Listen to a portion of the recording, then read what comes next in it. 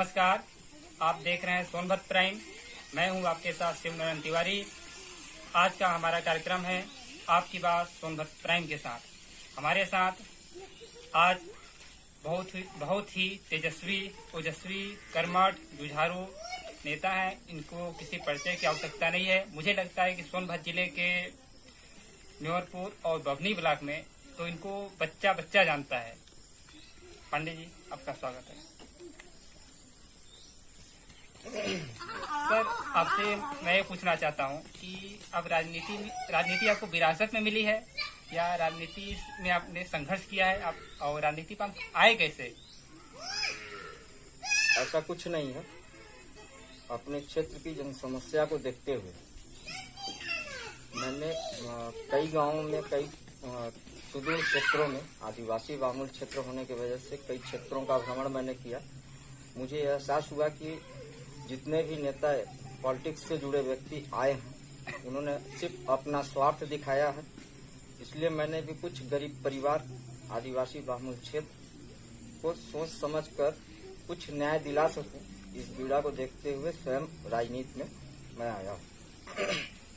राजनीति में आने की आपकी कोई खास वजह, या तो कोई ऐसा आपके साथ ऐसा कुछ घटित हुआ जो आपको राजनीति में आने के लिए मजबूर कर दिया? कई परेशानियां, जो हमने बताया, कई परेशानियां ऐसी हैं। आदिवासी बहुल क्षेत्र होने की वजह से यदि आदिवासी किसी के चौखट पर जाता है, वहाँ की समस्या, एक छोटी सी समस्या को बहुत बड़ा इशू बनाकर काम करना चाहता है, वह कार्य संभव नहीं हो पाया, जिससे वह नतमस्तक परेशान होकर के बेबस होकर अपने घर बैठ जाता है। इन सारी समस्याओं को देखते हुए मैंने सोचा कि हर हालत में इनको न्याय मिलना चाहिए। आज मेरी सरकार भी है। सरकार की मेरी अहम जो महत्वाकांक्षी योजना है वो इन तक पहुंचनी चाहिए। जैसे अपने यहाँ, अपने देश, भारत के यशस्वी प्रधानमंत्री भाई नरेंद्र मोदी जी, उनकी जो सोच है वो सोच बना करके जो चल रहा है, यदि वो देश चला सकते हैं तो क्या हम अपना क्षेत्र नहीं देख सकते? इस विचार को रखते हुए मैंने राजनीति से जुड़ा और अपना बहुमूल्य समय उनको देता हूँ। सर, डेवलपमेंट पर आने से पहले एक दो राजनीतिक सवाल ले लेते हैं हम। आप पे ये आरोप लगते हैं कि आप क्षेत्रीय मुद्दों को ध्यान नहीं देते। जो प्रधानमंत्री मोदी जी कर रहे हैं, उन्हीं मुद्दों को लेके आप राजनीति कर रहे हैं। उन्हीं मुद्दों को आप सोचते हैं उन्हीं मुद्दों से वोट लिया जाए। जो क्षेत्रीय परेशानियां हैं आप उनको नहीं उठा रहे हैं। जी नहीं, मुझे यदि यह समझ में आता है कि मैं यहाँ की लड़ाई को, ये मेरी लड़ाई जो है मेरी राजनीति से जुड़ी है, यहाँ की जन समस्या, मेरे सरकार की योजना हो या यहाँ के लोगों की जन समस्या हो, मैं हर हालत में, विपक्ष का तो यह काम है ही कि वो मेरे ऊपर उंगली उठाएंगे, परंतु आप सभी, आप मीडिया बंधु भी जानते हैं, जहाँ तक जरूरत पड़ती है वहाँ तक हर संभव मैं लोगों की मदद के लिए आता हूँ।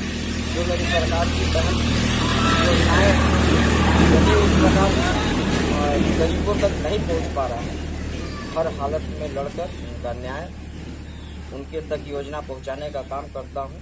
और बाकी विपक्ष का काम है, मेरे विपक्ष बोलेंगे नहीं तो पक्ष करेगा क्या?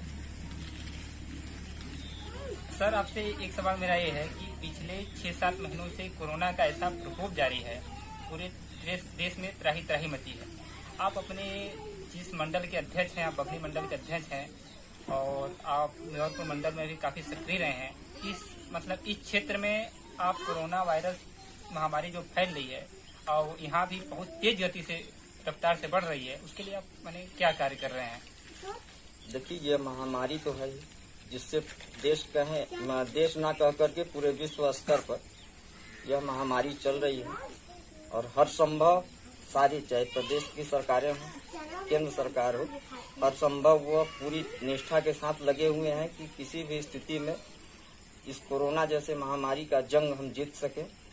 और जितना ज्यादा हो सके बढ़ चढ़ करके हम भारतीय जनता पार्टी के सरकार होने के नाते और भारतीय जनता पार्टी के नेता होने के नाते और कार्यकर्ता होने के नाते प्रत्येक व्यक्ति, कितने लोग बाहर गए हुए हैं काम करने, प्रवासी मजदूरों को लाना, उनको भोजन कराना, उनके तक क्या व्यवस्थाएं हैं जिससे वो जो है परेशान न हो, पुनः अपने घर में लॉकडाउन का पूर्ण रूप से पालन करें, मास्क लगा करके चलें, हर हालत में अपने आप को बचाएं और मुझे भी बचा कर चलें। इस योजना को लेकर मैंने खाद्यान्न क्षेत्रों में करीब 700 पैकेट बांटा।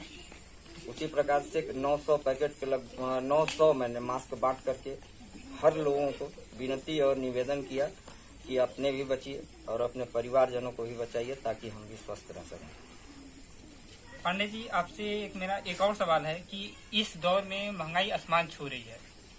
पिछले दौर में आरोप लगते थे कि डीजल पेट्रोल के दाम बढ़ रहे हैं और हमें प्याज का माला पहन के बीजेपी वाले घूमते थे, लेकिन आज के दौर में इस महंगाई की इसमें आप क्या कहना चाहेंगे? महंगाई इतना ऊपर क्यों जा रही है, डीजल पेट्रोल इतना ऊपर क्यों जा रहा है, इसका क्या कारण है और आप इसका क्या समाधान चाहते हैं? अच्छी बात कहा आपने। महंगाई बढ़ कहाँ रही है? यदि सभी तरफ से आप ये जानना चाहते हैं, हमें ये योजना हमारे घर तक, दरवाजे तक पहुँचे, तो किसी न किसी योजना पर लाभ यदि लेना चाहेंगे, कहीं न कहीं नुकसान आपका होगा। और मुझे ऐसा नहीं लगता कि जब से बीजेपी गवर्नमेंट आई है, भ्रष्टाचार किसी भी स्थिति में किसी भी विभाग का वह चरम सीमा जो बढ़ गई थी, चरम सीमा जो लोग कहते थे कि चरम सीमा पार कर गई, इनका अत्याचार वो आज नहीं है। हर हालत में लगाम लगा हुआ है। अपने उत्तर प्रदेश के यशस्वी मुख्यमंत्री महोदय हर हालत में 24 घंटा में वो 16 घंटा कंटिन्यू अपने प्रदेश की जनता के लिए तत्पर खड़े हैं। हर संभव यदि ऐसा लगा कि यह महंगाई दौर ज्यादा चरम सीमा पार कर रही है, तो उस पर भी सरकारें विचार कर रही हैं। हर हालत में हर युवा को रोजगार और महंगाई पर लगाम लगाने के लिए काम चल रहा है। हर संभव रोक लगेगा। एक विपक्ष का आरोप है, उसको भी ले लेते हैं सर। उनका आरोप है कि कांग्रेस सरकार में जो नीतियां बनी थी, जो कार्य हुए थे, उसी का नाम बदल दिया जा रहा है भाजपा सरकार में। नया कोई कार्य नहीं हो रहा, फीता काटने का कार्य हो रहा है। जरा एक योजना हमको बता दें जो कांग्रेस की सरकार ऐसी हो, वो ये कहती है कि मेरे नाम को बदल करके नाम नया दे करके कहीं कार्य किया जा रहा है। ऐसी सरकार एक भी योजना बता दो। इससे बड़ा शर्म की बात क्या है? कांग्रेस गवर्नमेंट में क्या नहीं हुआ? हमारे देश के जवानों का सर काटकर फुटबॉल खेलते लोगों ने ले गया। इससे बड़ी शर्म की बात तो और कुछ नहीं हो सकती। और आरोप लगाना, प्रत्यारोप करना, ये विपक्ष का काम ही है। हालांकि यदि देश की जनता यह समझ चुकी है कि विपक्ष की कितनी वजन है और आज वर्तमान सरकार किस स्तर पर देश को खड़ा किया है, क्या क्या कितना मजबूत किया है, कितने आधुनिक व्यवस्थाओं को अपने देश में ला करके छोड़ा है, यह एक देखने और दिखाने की जरूरत नहीं, यह प्रत्यक्ष प्रमाण आदरणीय नरेंद्र भाई मोदी जी वह सबके सामने प्रत्यक्ष में रख दिए हैं। आप लोग देख सकते हैं। विपक्ष का एक और आरोप है कि आप धर्मनिरपेक्ष नहीं है, आप एक धर्म को लेके चल रहे हैं, देश में धर्मवाद फैला रहे हैं। क्या कुछ ऐसा है? आपको ऐसा संभव यदि कहीं पर उचित लगता हो तो आप मुझे बता दें। जैसे मैं बताऊं आपको, किस धर्म की बात करते हैं? क्या भाजपा गवर्नमेंट में हिंदू धर्म के लोग यदि हैं तो क्या मुस्लिम धर्म के लोग नहीं हैं? हर धर्म के लोग हैं। हर धर्म आज के डेट में सबसे ज्यादा यदि किसी का बेनिफिट है, जो लोग या जो पार्टियां ये कह रही हैं कि जो है धर्मवाद चल रहा है, ऐसा कुछ नहीं है। यदि जरूरत समझ में आई तो मुस्लिम पक्ष के साथ भी हमारी पार्टी खड़ी रही और जरूरत समझ में आई तो हिंदू पक्ष के साथ भी खड़ी रही। फैसला अटूट करके जो साधारण सर्वसम्मान के साथ पार्टी को सही लगता है वही काम करती है। जातिवाद नहीं चलता अपने सरकार में। छोटा स्तर का कार्यकर्ता, एक बूथ स्तर का कार्यकर्ता भी प्रधानमंत्री जैसे पद पर जाकर के बैठता है। हमारी पार्टी कभी जातिवाद समीकरण लेकर नहीं चली। सर, पॉलिटिकल सवाल काफी हुए, डेवलपमेंट के सवाल ले लेते हैं सर। हम चाहते हैं कि शिक्षा इस दौर में 21वीं सदी में सबसे जरूरी है। आप अपने क्षेत्र में शिक्षा को लेकर क्या बढ़ावा दे रहे हैं? अभी इससे पहले अभी जो लॉकडाउन का विषय चल रहा है, महामारी जैसे जंग में तो विद्यालय आप जान रहे हैं, विद्यालय पूरे बंद हैं और स्थिति में रोक लगाया गया है कि बच्चे स्वस्थ रहें, अपने घर पर रहें। ऑनलाइन क्लासेस चल रही हैं, वो भी बताया गया कि हर संभव आप अपने घर में रहें, स्कूल का कोर्स अपने घर में बैठ करके करें आप।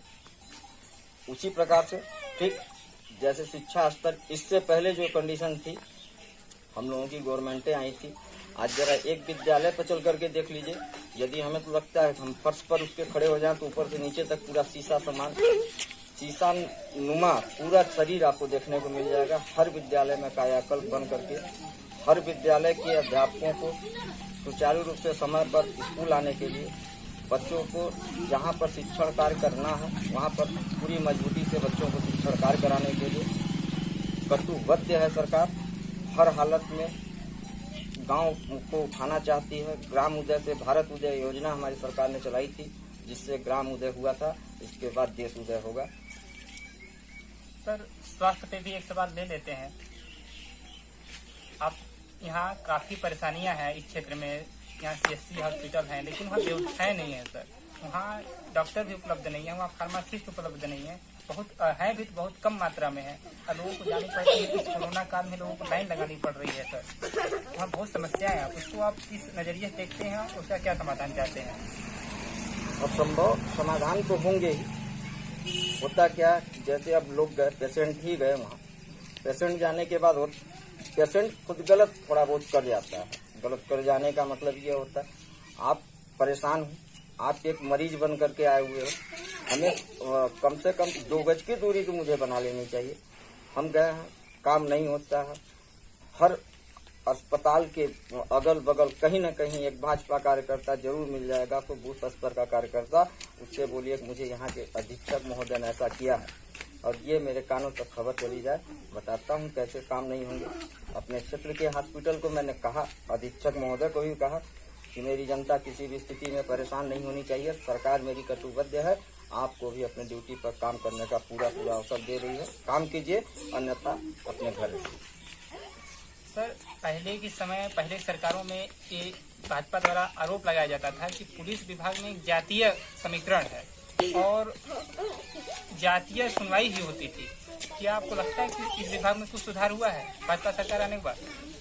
बहुत बड़ी सुधार हुई है। प्रत्यक्ष में कोई थाना ऐसा नहीं था, पिछली सरकारों में ऐसा कोई थाना नहीं था जिस थाने के सामने पुलिस की वसूली न चलती हो, डंडा मार करके ड्राइवरों को गाड़ी न देती रही हो पुलिस। लेकिन आज मेरे सरकार में मुझे तो नहीं लगता कोई यह कह दे कि यहाँ पर पुलिस वाले डंडा मार करके लूट रहे हैं, एंट्री वसूली कर रहे हैं। यह योगी सरकार है, किसी भी दशा में किसी भी व्यक्ति के साथ बदसलूकी बर्दाश्त नहीं करेगी। हर हालत में न्याय देगी और दोषियों के खिलाफ कार्रवाई करेगी।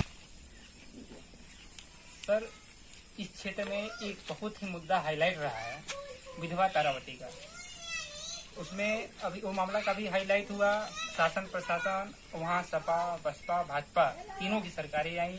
करीब 600 बार पत्र लिखे गए और अंतिम इच्छा मैंने मृत्यु की जताई गई। कई बार वही पत्र भेजा गया, लेकिन यहाँ के जो क्षेत्रीय नेता हैं उनकी आवाज़ नहीं उठा पाए। फिर कांग्रेस के नेता माननीय विजय मिश्रा जी और प्रियंका गांधी जी द्वारा फिर वहाँ से पत्र भेजा गया, तो फिर इन्होंने कार्य किया। हुआ न्याय भाजपा सरकार में, लेकिन यहाँ के क्षेत्रीय नेताओं ने उसको क्यों दरकिनार कर दिया? हम आपसे ही जानना चाहते हैं।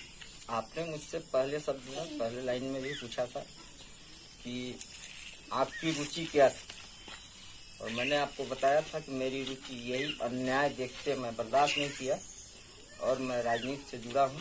राजनीति से हर संभव तारावती देवी जी के साथ जो भी होगा, सरकार ने न्याय किया, किसी व्यक्ति विशेष ने नहीं।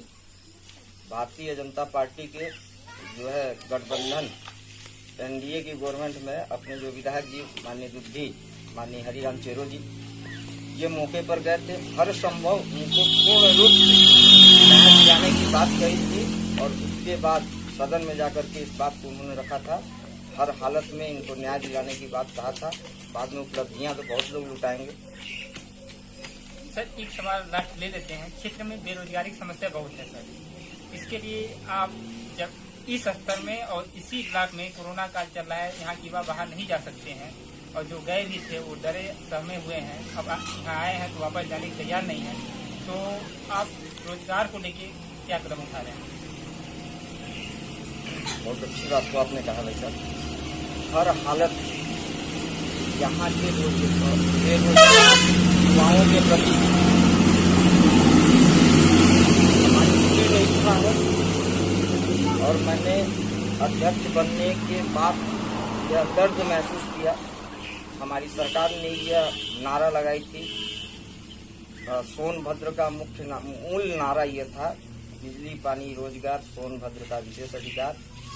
तो उम्मीद है मुझे कि सब तो निपट गया, सिर्फ एक रोजगार वाला मामला रह गया है। हर हालत में इसकी मुहिम छेड़ी गई है।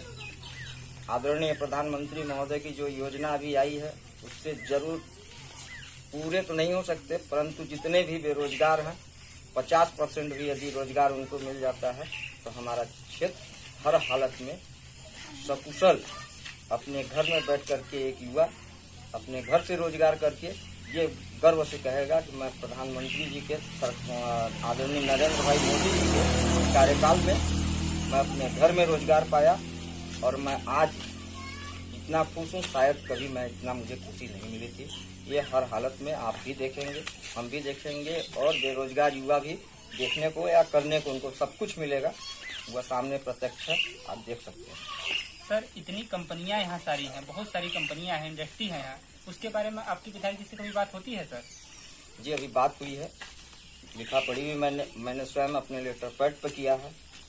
अपने क्षेत्र में जो एनटीपीसी रिहन नगर में प्लांट आई, पावर प्लांट है, हर हालत में बेरोजगारों को रोजगार दिलाना ये मेरा मूल है। नहीं कर सका कि नेतागिरी करने का मेरा कोई इच्छा या लालसा नहीं है, क्योंकि बेरोजगारों की ही पीड़ा देख करके मैं राजनीति से जुड़ा हूँ। हर हालत में बेरोजगारों को रोजगार दिलाऊंगा। लोकल विस्थापित लोगों को हर संभव प्लांट में दर्जा दिया जाएगा। बहुत बहुत धन्यवाद सर पांडे जी, और आपका सोनभद्र प्राइम से बात करने के लिए बहुत बहुत आपका धन्यवाद। और हमें बहुत अच्छा लगा, और फिर किसी मुद्दे को लेके हम आपको जरूर बुलाएंगे और आपका ऐसा सहयोग और सानिध्य जनता के साथ बना रहे, हम ही चाहते हैं। बहुत